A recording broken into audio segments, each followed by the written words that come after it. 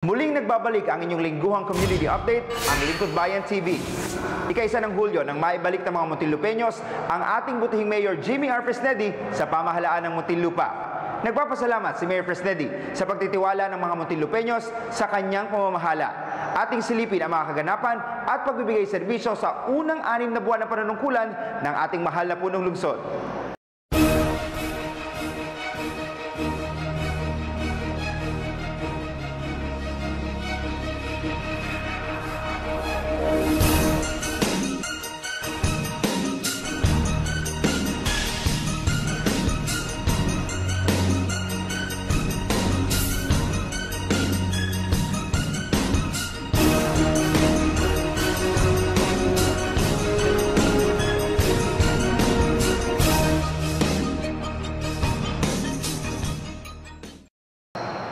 Bago pa man matapos ang taon, isang malaking hamon ang kinaharap ng ating bansa. Ika-8 ng Nobyembre, nang hagupitin ng bagyong Yolanda ang ilang bahagi ng Pilipinas. At dito, muling nasaksihan ang kabayanihan ng bawat isang Pilipino. At ang ating lungsod, sa pangunguna ng ating butihing mayor, ay di nagpahuli sa pagtulong sa ating mga kababayang nasalanta ng bagyo.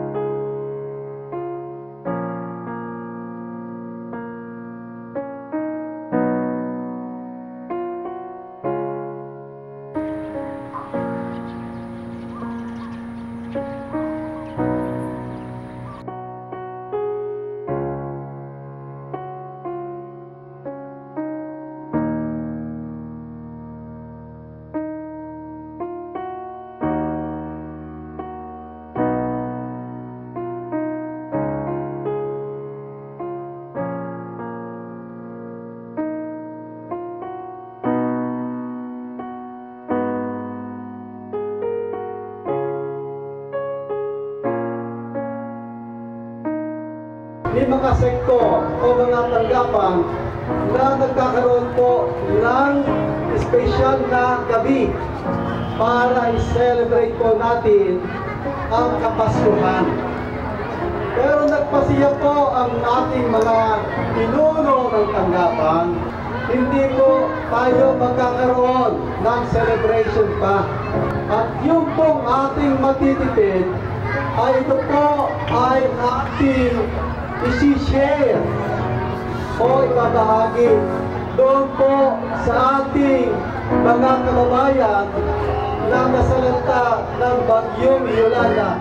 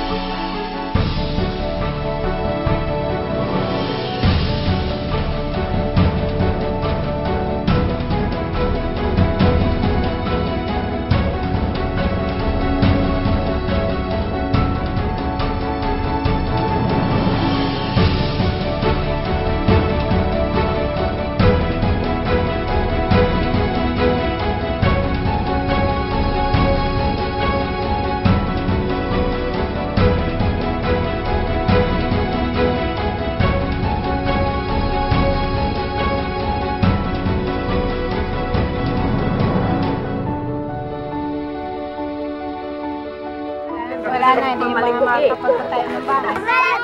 Supply! Balay! Hindi po isang araw, hindi isang buwan, siguro aabutin na 1 hanggang 2 taon, sila po ay ating tutulungan.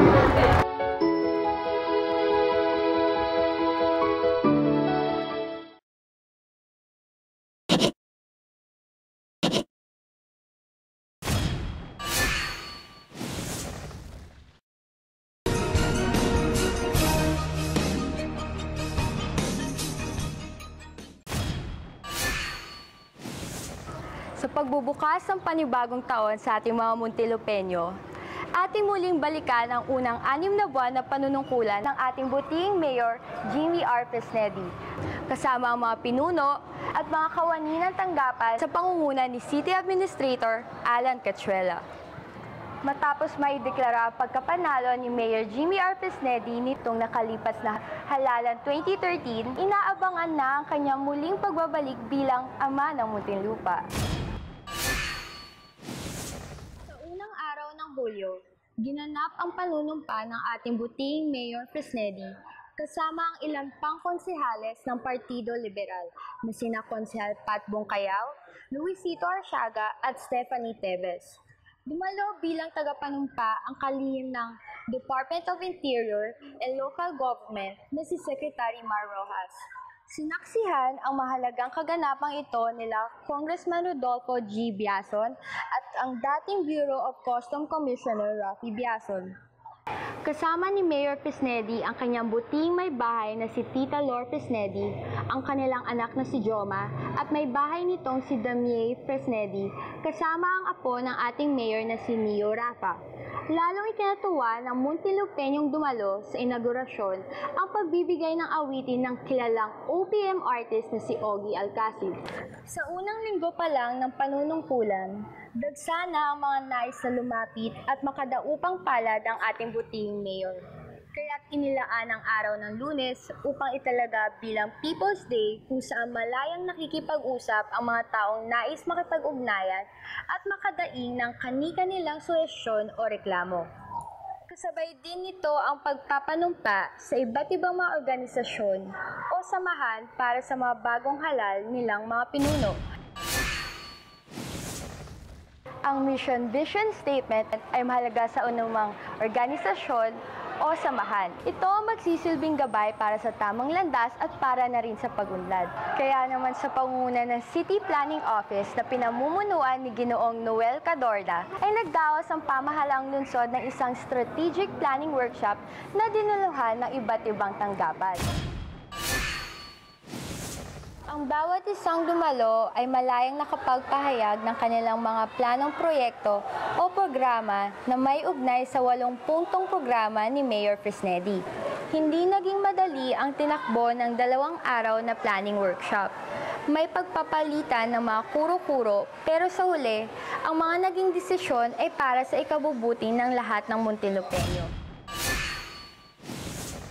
Sa ika-65 anibersaryo ng ABS-CBN, isa sa napiling pagdausan ng live telecast ng isang programa nito na Salamat Doc ang ating lungsod. Sa sports complex, ginanap ang programa kung saan nagkaroon ng medical mission, pamamahagi ng libreng gamot, pagpapakain, storytelling para sa mga elementarya at isang variety show sa hapon. Dumalo sa nasabing event ang ilan sa mga kapamilya stars tulad nila Nash Aguas, Janelle Salvador, PBB housemate Melay Cantiveros, Joey Marquez at Janice de Belen. Labis naman ang pasasalamat ni Mayor Fresnedi sa pagbibigay kasiyahan sa mga Muntinlupeño. Most business-friendly LGU. Dito nakilala ang mga negosyante ang Muntinlupa sa noong panunungkulan ni Mayor Fresnedi. Kaya naman sa pagbabalik nito bilang punong lungsod, ilan sa mga negosyante ng Muntinlupa ang agad nagpakita ng kanilang suporta. Isa ang Philinvest Alabang sa unang nagpakita ng pagsuporta sa pamamagitan ng pagdodonate ng 100 bagong computer sa pangunguna ni Ginoong Michael Gociano. Nagkaloob din ang Sogo ng 10 bagong computers at ang ibang kumpanya naman ay nagbahagi ng mga relief goods tulad ng SM Tunasan, Metro Retail at iba pa noong panahon ng bagyo.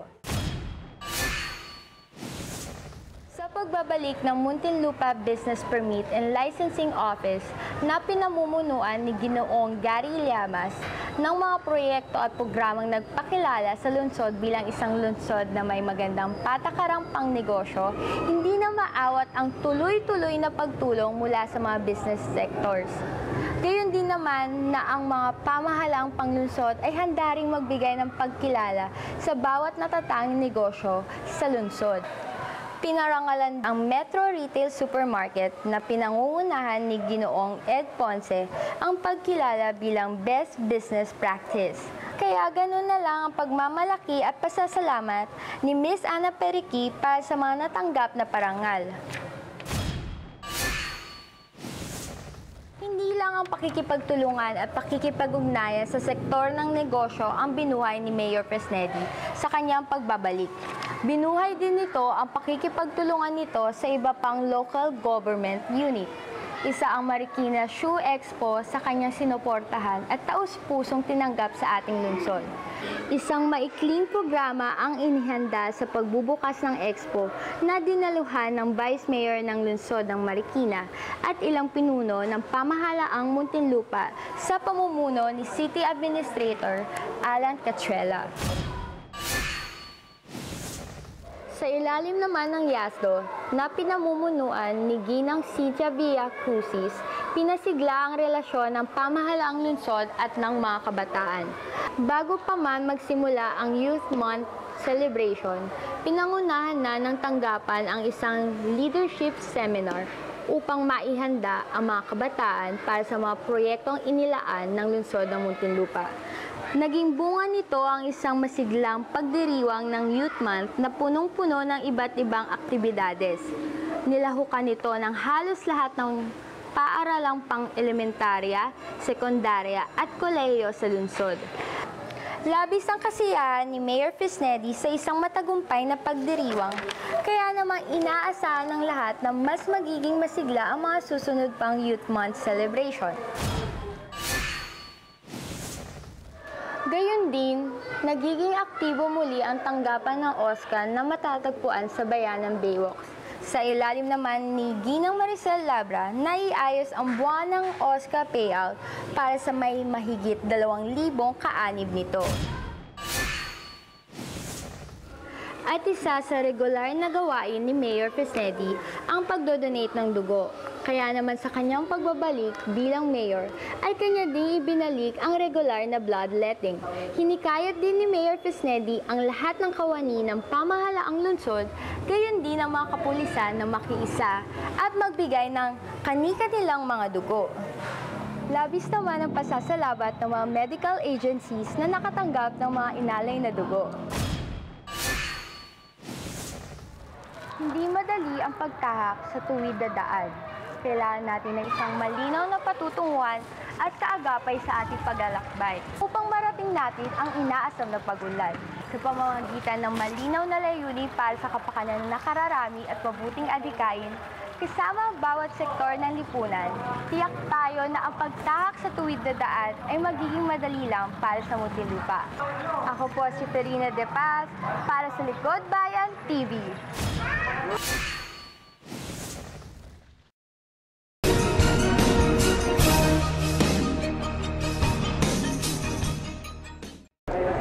Isa sa mga reformang isinagawa ng ating butihing Mayor Jimmy R. Fresnedi sa kanyang unang 100 araw pa lamang ng panunungkulan, ang mas pinabilis, mas pinaganda at A1 quality service ng Business Permit and Licensing Office na pinamumunuan ng Ginoong Gary Llamas.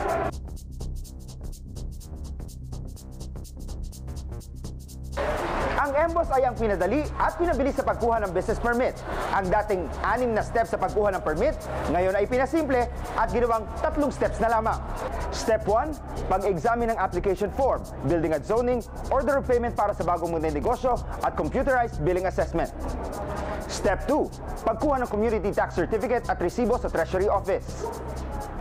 At Step 3, pag-approve ng BPLO Chief, pagpirma ni Mayor Fresnedi, recording at release.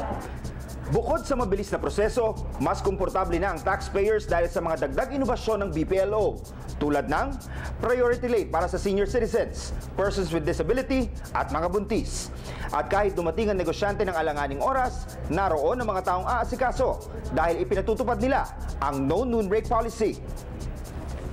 Gayon din sa loob ng unang 100 araw ng panunungkulan ng ating butihing mayor, binuksan ang opisina ng Philippine Business Registry. Sa pamamagitan ng opisina ng PBR ay maaari na magparehistro ng Pag-ibig, SSS, PhilHealth at DTI para sa pagkuha ng business names ng mga nagnanais magtayo ng bagong negosyo. Ang lahat ng mga inobasyon at proyektong ito ng BPLO ay naisakatuparan sa loob lamang ng unang 100 araw ng panunungkulan ng ating butihing Mayor Jimmy R. Fresnedi na naniniwala na ang mga ito ang new frontier in the province of Muntinlupa. Dahil sa Muntinlupa BPLO, kayo ang boss. Hindi naging madali para kay Mayor Fresnedi ang kanyang pagbabalik. Maliban sa mga utang ng pamahalang panglungsod, iba't ibang suliranin ang kanyang kinaharap sa unang 6 na buwan pa lang ng kanyang paglilingkod. Isa sa hamon na kinaharap ng bagong balik na Administrasyong Fresnedi ay ang problema sa pagitan ng mga naninirahan at may-ari ng lupa sa Carmina Compound, Barangay Kupang. Sa paglalabas ng korte ng desisyon, batay sa lupang kinatitirikan ng mga taga-Carmina na pagdesisyonan na ito ay dapat nang lisanin ng mga informal settlers. Sa kabila ng banta ng kaguluhan, nakipagdialogo si Mayor Fresnedi sa mga naninirahan sa nasabing lugar at naglaan ito ng suportang pinansyal tulong sa pagsisimula ng bawat pamilya. Bago pa man matapos ang termino noon ni Mayor Fresnedi, ay nagsagawa na ang National Housing Authority sa pakikipagtulungan ng Urban Poor Affairs Office o UPAW ng Census na kasalukuyang pinamumunuan ni Ginang Alita Ramirez sa kahabaan ng PNR mula Sukat hanggang Tunasan. Umabot sa higit 7,000 pamilya ang nailipat sa Southfield poblasyon na kung tawagin ay NHA o Qatar. At napag-alaman na hindi na sila napagtutuunan ng pansin upang maging sustainable ang bawat isang pamilya. Kaya naman, agad na nagsagawa ng NHA conference upang matutukan at magabayan sa kung paano magiging produktibo ang bawat pamilya sa nasabing lugar. Ang pamamahala ng paggabay na ito ay pangungunahan ng ilang lokal na tanggapan tulad ng UPAW at SSD. Pinalakas ang programang Job Recruitment Facilitation at isinami ito sa Lingguhang People's Day na ginaganap sa iba't ibang bahagi ng lungsod. Ito ay pinangangasiwaan ni CADO Head Danny Don Nolasco kung saan ay may kasama ding medical mission, LCR registration, SSS, PhilHealth at iba pa. Isa din sa 8-puntong programa ni Mayor Fresnedi ang edukasyon. Kaya naman mas pinalakas nito ang programa para sa scholarship. Sa ilalim ng Muntinlupa Scholarship Office na pinangungunahan ni Ginang Carla Vasquez na mahagi ng allowance para sa 200 mag-aaral na may talino ngunit kapos sa pinansyal. Sa taong 2014 ay may nakalaang karagdagang benepisyo para sa mga scholar na pinagtibay ng isang ordinansa mula sa Sangguniang Panlungsod. Naglaan ng karagdagang 50 milyong piso para sa poor but deserving students ng Munti. Kaugnay ng pagpapalawig ng programa para sa mga scholar, nagsagawa ng isang golf tournament si Mayor Fresnedi na ginanap sa Alabang Country Club. Ang torneyong ito ay naglalayon na makalikom ng karagdagang pondo para sa mga scholar ng Munti. Nagpakita naman ng suporta ang dating Commissioner Rafi Biason at iba pang golfer sa proyektong ito ni Mayor Fresnedi. Gayon din naman, nakaranas ang ilang Muntinlupeño ng malaking tipid sa pagsasagawa ng diskwento caravan ng Department of Trade and Industry at ng Department of Agriculture na pinamumunuan ni Dr. Mary Lilibet Deloso. Dumalo sa maikling pagbubukas na programa si Mayor Jaime Fresnedi, City Vice Mayor Temi Sumundak, Mrs. Loretta Fresnedi, City Administrator Alan Cachuela at ilang mga konsihales. Sa proyektong ito ay nakabili ang mga Muntinlupeños ng murang kape, gatas, asukal, delata at iba pa. Nagkaroon din ng pagkakataong maibenta ang ilang produktong gawang Munti. Sa kabila ng mga suliranin na kinaharap ng ating butihing Mayor Jaime Fresnedi, ay naipakita nito kung gaano ang pamahalang lungsod ng Muntinlupa na patuloy na tumutugon sa mga pangangailangan ng ating mamamayan. Dahil naniniwala si Mayor Jaime Fresnedi, bawat Muntinlupeños mahalaga sa paglaki ng Munti. Ako po si Patricia Perido para sa Lingkod Bayan TV. Mabilis, madali, At A1 Quality Service na ang pagkuha ng business permit sa Munti. Sa Muntinlupa Business One-Stop Shop o MBOS, 3 steps na lang ang pagkuha ng business permit. Step 1, pag-examine ng application form, building at zoning, order of payment para sa bagong munting negosyo, at computerized billing assessment. Step 2, pagkuha ng community tax certificate at resibo sa Treasury Office. At Step 3, pag-approve ng BPLO Chief, pagpirma ni Mayor Fresnedi, recording at release. Sa Steps 1, 2, 3, tapos agad ang inyong business permit. Kay Mayor Fresnedi, business-friendly na ulit ang Munti.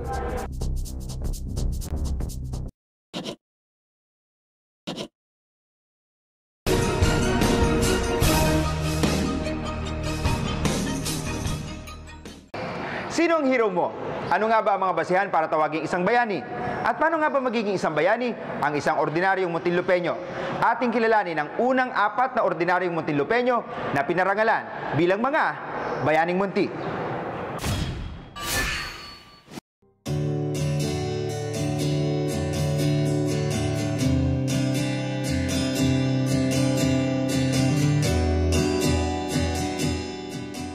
Jose Presembrano, taga Tabera Compound.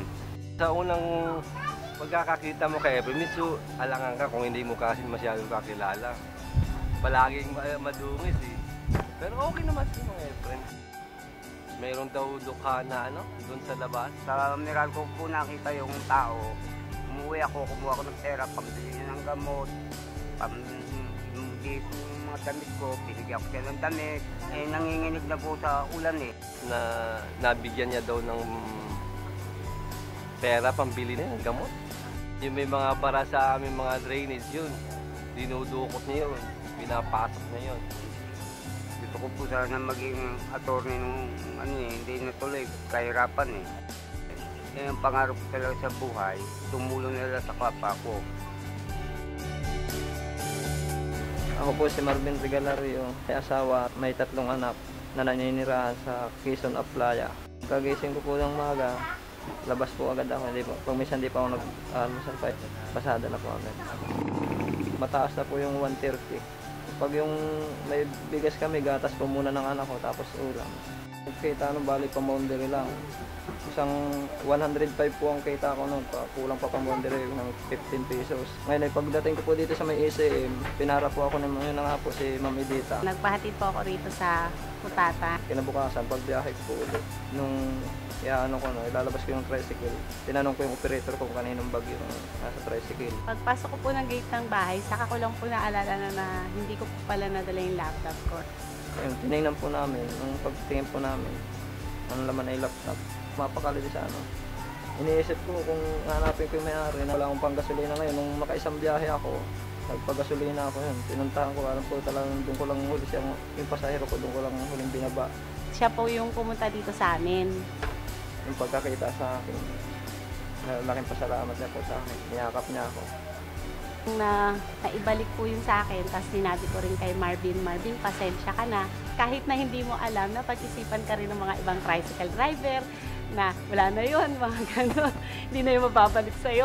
3 days na po nagsauli ng gamit, pang-4 po yung laptop. Una yung mga cellphone, taga-tunasan po, nasa ulihan po. Nung tricycle na nasakyan ko, sabi niya, yan pala yung nakakuha. Sabi niya, mabait talaga yan. Sabi nga, kahit mga cellphone or what na naiiwan sa tricycle niya, ibinabalik. Kaya ako po ako nagsasauli ng gamit. Kasi kung halimbawa po pag-i-interesan ko yun, ibibinta ko, ang pera po madali lang gastusin. Pero yung kabutihan ginawa mo sa habang buhay ko kung alaala ang ginadala. Ako po si Banji Entona, nakatira sa KM23 West Cabulusan, Tukupang, Muntinlupa City. Ako po ay may isang anak, nagtatrabaho sa Yasdo. Tulog na kami. Nagulat lang ako kasi may malakas na pasalpok.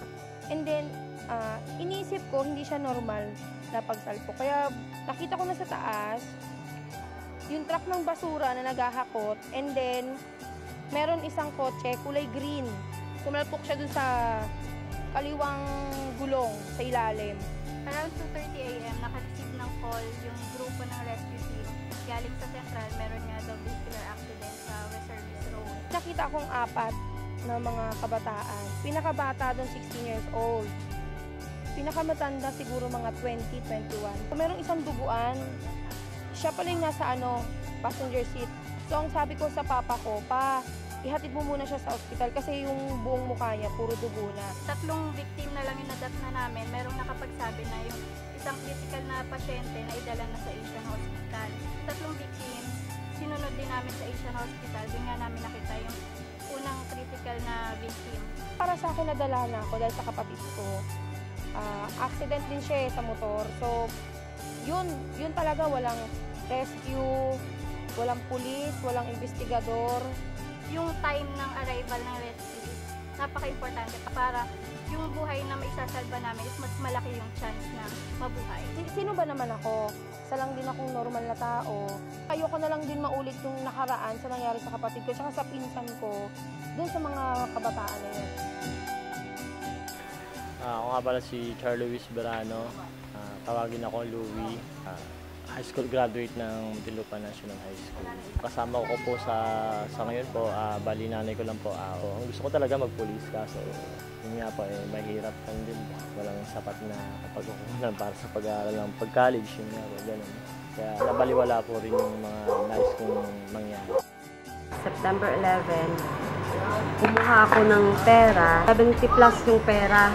May kumari ako na nasa Singapore. Yung anak niya, nandito sa PGH ngayon. Bali yung perang yun, pampaopera ng bata. Naglakad ako dito, may sumalubong sa aking lalaki na pagdikit niya sa akin, sabi hablot niya doon sa bag ko. Nasa main road po ako noon, may sumigaw po na nahablutan po siya ng bag. Sabi ko, tutulungan ko ba ito eh. Kasi nag-aalanganin din kasi ako. Pero ang talagang sumagi sa isip ko, tulungan ko na. Bahala na kung bago. Nakita ko ngayon, umarang yung dalawang lalaki na nakasalubong kong nung una. Nakita ko yung matangkad. Nakita ko na siya, nakaharang na. Ayun, nagpambuno na silang dalawa. Iniisip ko kasi baka mamaya may dalahuwin ng patalin. May posibilidad na saksakin ako. Nung pagpwersa ko sa kanya, nabitawan yung bag. Yun ang dinalidali ko na lapitan, yung bag. Plano ko habulin sana eh. Naililangan kasi ako, baka mamaya may mga kasamahan siya. Naalala ko pa yung gabi na yun. Nakakatakot. Pasalamat lang ako sa kanya. May mga tao pa rin talaga na tumutulong. Naawa rin ako sa babae. Sa akin kasi, sumasagi sa isip ko nun, tumulong ka eh. Bakit hindi mo patapusin?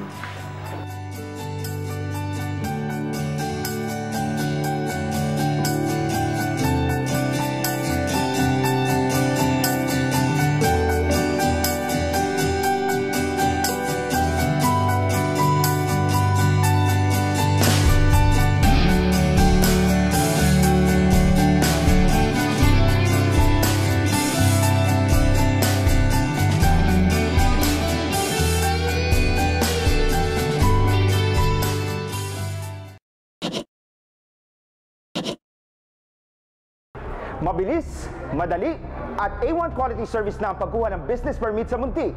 Sa Muntinlupa Business One-Stop Shop o MBOS, 3 steps na lang ang pagkuha ng business permit. Step 1, pag-examine ng application form, building at zoning, order of payment para sa bagong munting negosyo, at computerized billing assessment. Step 2, pagkuha ng community tax certificate at resibo sa Treasury Office. At Step 3, pag-approve ng BPLO Chief, pagpirma ni Mayor Fresnedi, recording at release. Sa Steps 1, 2, 3, tapos agad ang inyong business permit. Kay Mayor Fresnedi, business-friendly na ulit ang Munti.